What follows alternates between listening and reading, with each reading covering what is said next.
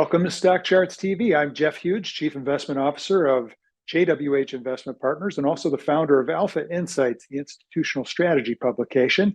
Today, I'm going to share with you some of the reasons that I think the stock market is setting up for what is likely to become a major correction in the third quarter, possibly even a stock market crash a la 1987. That might sound extreme, but I'm going to tell you in 5 charts exactly what I think is going on in the market and why I think we're headed in that direction. First of all, we're going to talk about why the S&P 500 index is disguising the market's weakness. The second thing we'll jump into is the extraordinary level of bullish investor sentiment that is evident right now. The third thing I want to talk about is the utter collapse evident within market internals themselves. And fourth, I'd like to help you identify the top formations that are proliferating throughout many stocks within the S&P 500 and the Dow. And I'll just throw a few names out for you right now so you can look at them. Nike, Johnson & Johnson, Intel, UNH, Salesforce.com, Dow Chemical, McDonald's, Cisco, Home Depot, Boeing, and Disney within the Dow all have evidence of a major top formation. Some of them have already resolved. And the last thing that I want to talk about is why the broad market might already be in a decline. Most people don't even know it. So before we get started, I just have a brief public service announcement. And that is the fact that our next issue of our monthly investment newsletter, Huge Insights, The Big Picture, will be published on Saturday, July 6th.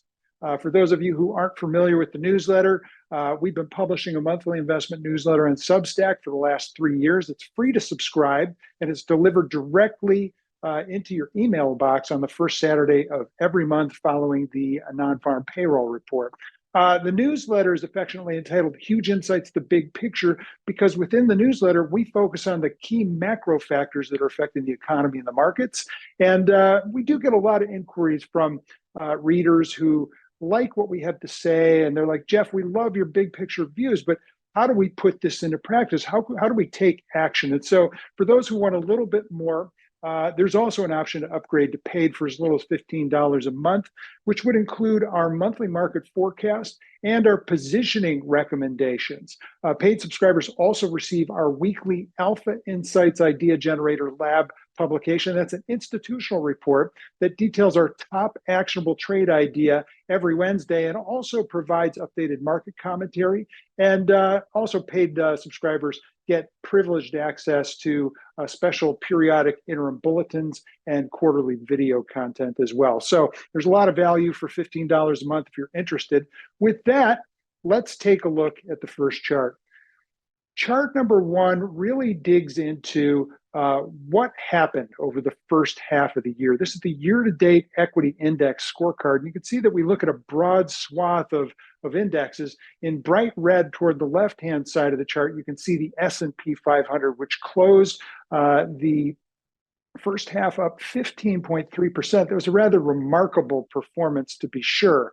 The problem is the vast majority of those returns came from the top 6 stocks in the index. NVIDIA itself accounted for 509 basis points of that 15.29%.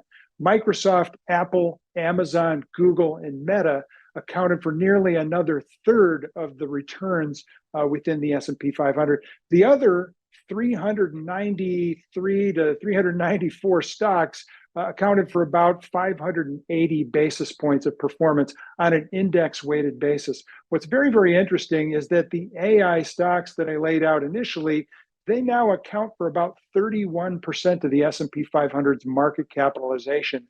The other 494 stocks, of those, 71% underperformed the benchmark itself. 36% closed the first half negative year to date. And the current correlation of the stocks within the S&P 500 to one another is now 0.12. That is in the 7th percentile of market correlations going back the last 50 years. In fact, When we look at things like, say, the COVID panic, for example, the correlation got to over 0.8. Typically, when you have a crisis, correlations go to 1. So we've got a very, very low correlation within the market itself. We can also see that on the far left, mega caps dominated performance clearly. Growth also fell into that category. But once you get past the S&P 500 benchmark itself, foreign stocks up about 5.6%. Mid caps were up a little less than that. The equal weight version of the S&P 500 barely eclipsed 4%. T-bills actually put up about 2.5% year to date. Blue chips are up just 1.8%. Value stocks up about 1.5%. The average stock was up just 1.4%. The median stock was down 1.6%, and small caps were down about 1.6% as well. So, we've got a really bifurcated market here, folks, and we're going to dig a little bit more deeply into what that means for stock prices going forward. Let's look at chart number 2. Investor sentiment is now at a bullish extreme that's unprecedented in history.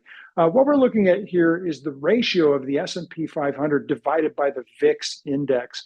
We use this as a sentiment gauge sometimes to give us perspective on where we are relative to history with respect to the level of complacency in the market, the degree to which investors themselves appear concerned or not concerned at all with a market decline. And where we're at today is levels that have never, ever occurred before in the history of the stock market. Typically, volatility as measured by the VIX is a naturally mean reverting series. But when we observe it through the lens of the ratio of the S&P relative to the VIX, we're able to observe really the true extent to which complacency is actually overwhelmed investor behavior now. Roughly 80% of all the data points in this relationship, dating back to the 2009 low, have actually occurred between 100 and 250 on the chart, that blue box that we've insinuated right here. This is about 80% of the data points.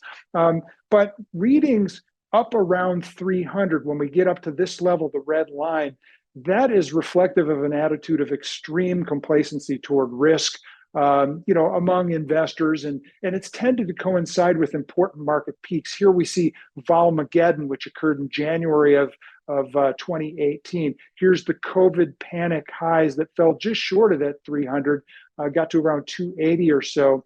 But again, that was around February of 2020. Here we got the peak in the Russell 2000, which occurred in November of 2022. And then since that October 22 low, we've seen just an explosion in this ratio to unprecedented highs, well above 300. We got the kickoff of the AI mania, the pullback into the October lows last year, another rally here up into the March peaks, another AI mania sort of rally, a pullback that we saw here in April, and now the latest rally to the all-time record highs exceeded. We actually put this hic sunt draconis at the edge here. That's, ancient cartographers used to write this in Latin at the edge of maps. It means, here be dragons, meaning essentially there's danger beyond that point. And we think there's actually danger within that point from the extreme complacency level. When we get down to these levels toward the opposite extreme, right, where readings below 50 have tended to correspond with interim market lows or very important market lows. Here we got well below that level following the GFC, right? But the flash crash in 2015 brought us down to 50. We've seen a couple of bouts of extreme fear. Of course, the panic after COVID, we saw the Fed turn on the printing presses, and that put an end to that quickly. But those are the sorts of crisis events that tend to drive the market down to these levels. The problem as we see it today is that the bullish extreme that's being exhibited in this data series at these current levels suggests that investors have actually become more complacent toward risk of a market decline today than they were fearful of further market declines back during the great financial crisis at this point. So, we think that this unprecedented extreme condition is a very dangerous setup for stocks, and it leaves them very vulnerable to a serious decline going forward. Let's jump into the next slide. Chart number 3 looks at the S&P 500's internals themselves. We look at 3 different measures: breadth, momentum, and net advancing volume. So breadth on the top, frame momentum in the middle, net advancing volume on the bottom. This is just the S&P 500, not the broad NYSE or NASDAQ internals, which give a slightly different, but nothing more, actually more bearish in some respects than the NASDAQ and NYSE. But the first point is that breadth itself has really rolled over.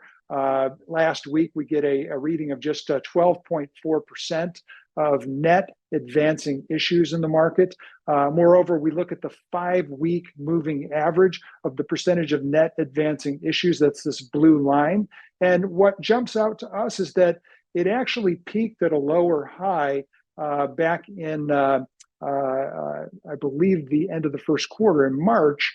And as we made a new high in the S&P 500, here we can see in this gray area chart, we can see that breadth itself actually broke down, the 5-week moving average, that is, broke down to a net negative reading, actually. So we have a big negative divergence here that dates back to the end of 2024.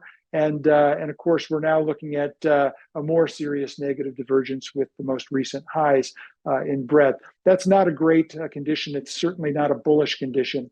Let's look at momentum. Similar sort of situation. The 5-week momentum measure, which we use a 5-week RSI to kind of give us a snapshot of what momentum looks like for the S&P 500. It's also turned down sharply here, even as the S&P has made a new high. And so, with that, it's failed to confirm the new highs. It failed to confirm them in December. It failed to confirm them in November, in March, in May, and now again in June. And that leaves in place an extremely rare quadruple negative divergence in momentum. Now, it's a shorter term 5-week momentum study. We oftentimes will use a 10-day daily momentum study to give us a snapshot of what the very short-term momentum looks like. Even though we're not showing it to you today, I can tell you it's very negative, and it is diverging negatively as well. The longer weekly 10-week moving average, or momentum study rather, also has a negative divergence in place, as does the 10-month momentum study, which again is a very long-term durable momentum study that is showing a negative divergence as well. And these divergences across time and scale actually give us a greater level of concern about the market's potential going forward. Lastly, I want to focus on net advancing volume, which has been weak over the last several weeks. Volume was just about 45% of total S&P volume last week. That was down from the prior week when it was 47. Less than half of the stocks are advancing basically on positive volume. And if we look at this over a 5-week moving average, which is the blue line that we're illustrating here, we can see that the ratio of up-down volume there fell to 0.79 times. That was down from 2.05 times in the prior week. A reading of 4 to 5 times is consistent with a bull market. Anything below 1 suggests that more stocks are advancing on declining volume, net declining volume. So there are more stocks experiencing declining volume than advancing volume. So not a bullish condition by any stretch. Chart number 4. Like I mentioned, major top formations are developing all over the market. I think, it's very concerning to me the number of major top formations that are already evident across a growing body of large cap stocks of companies who have long been considered to be the industry or category leaders within their space. The poster child of this problem is the Dow Jones component Nike. I mentioned a whole slew of additional Dow stocks that have similar patterns, but Nike last week just absolutely collapsed. We see a long-term uptrend that dates back to 2009 that was violated here a number of weeks ago, and since that time has collapsed below structural support. This pattern actually, from a measure, and this is a classic pattern, top formation of the head and shoulders variety. We're seeing all sorts of classic pattern tops, and we'll dig into that. But this actually counts a measured move down to around $30 a share for Nike. That would be the stock would be going down more than 50% if it hits that target. And I think the point here is that little by little, the foundation of the market is being whittled away to an ever smaller number of strong stocks. And eventually, even those strong stocks are going to succumb to selling pressures. Investors are forced to liquidate what they can sell, just in order to meet margin calls on what they can't sell. Ultimately, it's like a game of Jenga. All of the pieces eventually will collapse in unison as all correlations go to one. In our view, this condition, the condition that exists here for the stock market is one that is a crash setup. It definitely has the potential in the weeks immediately ahead. I have no idea what could trigger it. That's anybody's guess. There's so many things. Taiwan, recession, Jackson Hole speech, maybe that goes a little south. Maybe the Fed is slower to the rate cut scenario than investors care to imagine. We got third or second quarter earnings coming up, which also could disappoint us. Expectations are absolutely off the charts at this point. We think that the reasons matter little. It's the what, not the why, that matters. And if you're caught in a breakdown like this, it really doesn't matter why it's happening. And so we're here to tell you to take action to protect capital. We just put together a number of stocks that were this came from our latest Alpha Insights report that went out Sunday night. There are new highlights, but big cap names that are category killers: General Mills, Bristol Myers, Deere, Potlatch in the fertilizer space, WRSN in technology, SPC Pool Corp, one of the largest pool manufacturers.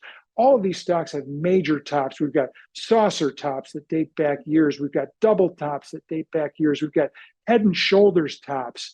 We've got these inverted cup and handle type tops that we're seeing either large scale over a number of years or over really just a couple of years, maybe a number of months even. And so these patterns are concerning. They proliferate throughout the market, and these names and many, many others that I could list off if we had all day would probably make your head spin if you knew what I knew. So let's jump into chart number 6 and take a look at why is this happening, and what can we do to understand the timing of this a little bit better. Well, first of all, we're not looking at a chart of the S&P 500 here. That's what everybody wants to talk about. And if you're a trader and you're trading SPY and you're following the trend, more power to you. You're making a lot of money, and I'm proud of you for sticking to your knitting, right? But if you're a trend follower and we get a break below the 50-day moving average and you continue to hold on to SPY, you're making a big mistake, because this chart tells you what's really happening in the stock market. While the S&P 500 posted its all-time closing high back on June 18th and its all-time intraday high last Friday, the broad U.S. stock market has been languishing since late March. Indeed, the value line geometric index, which is equally weighting about 1,700 U.S. stocks, which represent about 95% of the revenues generated by all publicly traded companies in the U.S. It actually topped back in November 2021, along with the Russell 2000 and the Dow Jones Transportation Average. And since that time, this index has traced out a well-defined 5-wave impulse pattern from this peak. And you can count it at intermediate degree of trend and also minor degree, as we saw wave 3 subdivide. So we've got 1, 2, then we've got 1, 2, 3, 4, 5, wave 3, 4, 5. That constitutes wave A down of an ABC pattern in our view. Since we got the lows back in October of 2022, we've seen a choppy, overlapping corrective waveform that we label ABC. And this can be counted this way: A, B, C, A, B, C, B, and then a final 1, 2, 3, 4, 5, C, B. So another way to count it would be an A, B, C, B. So we either have some form of a 3-3-5 or 3-3-3 patterned B wave, and we're counting this at primary degree of trend. And since that time, we've seen a decline that's come back into this zone, the wave 4 lows, and it held, and we saw a partial retracement of that decline. And now we're coming back down for another test. This support line, we're going to call a neckline here. And we've got a small degree head and shoulders top formation that's forming around that. A breach of, and we've already broken the 200-week SMA. Once we break the 200-day SMA, which is actually trading below the 200-week, not a good sign, then we think all hell can break loose with this index. And from our perspective, if our count is correct, what follows wave B up will be wave C down. We also think that it's interesting that this retraced to the penny a Fibonacci 61.8% retracement, which is about as textbook as it gets. If our wave label is correct, wave C down, which already appears to be in progress, should carry prices down at least 30% to an equal swings target of about 400 on this index. So basically, we're taking a measured move from the peak here back in October of 2021 to the lows of October 22. That distance we're measuring off of this high to come up with this target. So an equal swings move would bring it back down to 400, 30% lower than where we are today. From my perspective, I think investors need to actually take action right now. We are going to detail in the newsletter next Saturday all of the actions that we think investors should be taking, where in fact we think investors should be parking their capital, and where we think you can make money during this decline. And if we're correct, we think this decline can happen sooner rather than later. In fact, if we take a look at the calendar, usually around mid-July is the peak, and then the next 3 months from about mid-July into mid-October is the weakest period for the S&P 500.